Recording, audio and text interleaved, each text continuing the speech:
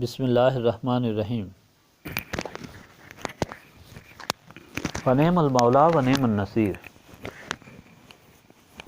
رب اشرح لی صدری ویسر لی امری واحلل عقدۃ من لسانی یفقہوا قولی۔ اللہم صلی علی سیدنا محمد وعلی آل سیدنا محمد وعلی صحابہ وعلی ازواجہ اجمعین وبارک وسلم وصلی علیہ۔ الحمدللہ، اللہ تعالیٰ جل جلالہ کا لاکھ لاکھ شکر ہے کہ مالک الملک نے آج پھر ہمیں اپنی رضا کے لیے اپنی یاد میں محبت میں یہاں جمع ہونے کی توفیق اور موقع عطا فرمایا۔ لاکھوں اور کروڑوں درود حضرت محمد مصطفیٰ صلی اللہ علیہ وآلہ وسلم پر، جن کے طفیل یہ کرم ہوا۔ سامعین کرام، اللہ تعالیٰ نے قرآن پاک میں ارشاد فرمایا ہے، یثبت اللہ الذین آمنوا بالقول الثابت فی الحیات الدنیا وفی الآخرہ ویذل اللہ الظالمین ویفعل اللہ ما یشاء۔ ثابت رکھتا ہے اللہ تعالیٰ ان کو جو ایمان لاتے ہیں قول ثابت کے ساتھ دنیاوی زندگی میں اور آخرت میں، اور گمراہی دیتا ہے اللہ تعالیٰ ظالموں کو، اور کرتا ہے اللہ تعالیٰ جو کچھ وہ چاہتا ہے۔ اس ارشاد پاک میں اللہ تعالیٰ نے دو قسم کے لوگوں کا ذکر فرمایا ہے۔ ایک وہ جو صدق کے دل سے اپنے رب تعالیٰ پر ایمان لائے ہیں اور اس پر تا مرگ ثابت رہے ہیں، اور ایک وہ ظالم جو اپنے رب تعالیٰ کے منکر اور گمراہ ہیں۔ اللہ تعالیٰ یہاں دونوں کے ساتھ اپنے سلوک کا ذکر فرماتا ہے کہ ایسا ہرگز نہیں کہ دونوں کے ساتھ ایک جیسا سلوک ہوگا، یہ بے انصافی ہوگی۔ دونوں کو ضرور اپنے کیے کا بدلہ ملے گا۔ جو لوگ مالک پر ایمان لائے اور ثابت قدم رہے، اللہ تعالیٰ ان کو اس ثابت قدمی میں برکت عطا فرماتا ہے، استقامت عطا فرماتا ہے دنیا اور آخرت دونوں میں۔ اور جو لوگ انکار کرتے ہیں، اللہ تعالیٰ ان کی گمراہی اور زیادہ کر دیتا ہے تاکہ وہ اپنے اعمال بد کو اور زیادہ پائیں۔ اور اللہ تعالیٰ جو چاہتا ہے کرتا ہے، وہ کسی کی مرضی کا تابع نہیں ہے۔ نبی پاک صلی اللہ علیہ وآلہ وسلم نے اس فرمان الہی کی وضاحت اس طرح فرمائی کہ دونوں قسم کے لوگوں کے انجام کا تفصیلاً ذکر فرمایا۔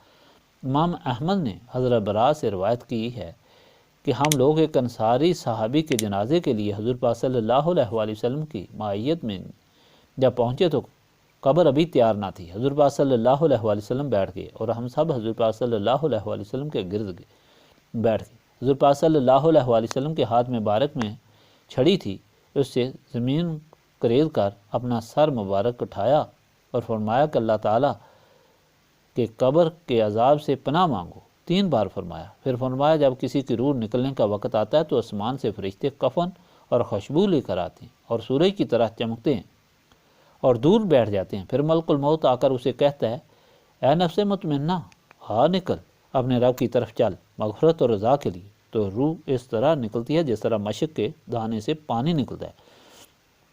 پھر پلک جھپکنے میں فرشتہ اسے لے کر معطر کفن میں لپیٹتے ہیں اور آسمان کی طرف پرواز کرتے ہیں اور روئے زمین پر اس کی خوشبو پھیل جاتی ہے۔ راستے میں فرشتے پوچھتے ہیں کہ یہ خوشگوار خوشبو کیسی ہے؟ تو وہ کہتے ہیں کہ یہ فلاں بن فلاں ہے۔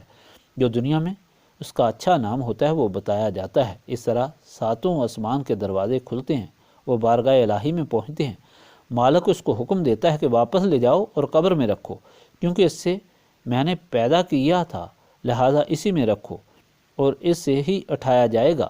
پھر اس کی روح اس کے جسم میں آتی ہے۔ فرشتے اس سے پوچھتے ہیں کہ تیرا رب کون ہے؟ وہ کہتا ہے اللہ تعالیٰ۔ تیرا دین کیا ہے؟ اسلام۔ یہ کون شخص ہے تم میں مبعوث کیا گیا؟ وہ کہتا ہے رسول اللہ صلی اللہ علیہ وآلہ وسلم۔ تیرا علم کیا ہے؟ کتاب الہی۔ حکم ہوتا ہے میرے بندے نے سچ کہا، لہٰذا اس کے لیے جنت کا فرش بچھاؤ، جنتی لباس پہناؤ اور جنت کے دروازے کھول دو۔ پس اس کی قبر حد نظر تک کھل جاتی ہے، معطر ہو جاتی ہے اور ایک خوبصورت چہرے والا آ کر مبارکباد دیتا ہے۔ وہ پوچھتا ہے کہ تو کون ہے؟ وہ کہتا ہے میں تیرے اعمال صالح ہوں۔ پھر وہ قیامت کی آرزو کرتا ہے کہ اپنے لواحقین سے بھی ملے۔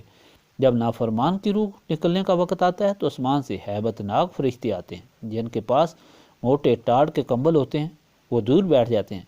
ملک الموت اسے آ کر کہتا ہے کہ اے روح خبیثہ، نکل غضب الہی کی طرف۔ تو وہ چھپتی ہے، لیکن اسے ملک الموت کھینچتا ہے جس طرح گیلی اون سے خاردار لکڑی کو نکالا جاتا ہے، اس طرح نکال کر ان کے حوالے کرتا ہے جو اسے اسی ٹاٹ میں لپیٹتے ہیں اور بدبو پھیل جاتی ہے، پھر اسے آسمان کی طرف لے جاتے ہیں مگر دروازہ نہیں کھولا جاتا۔ پھر اللہ تعالیٰ فرماتا ہے غضب کے حقداروں میں لکھ دو اس کا نام اور پھینک دو اس کو قبر میں۔ فرشتے پوچھتے ہیں تمہارا رب کون ہے؟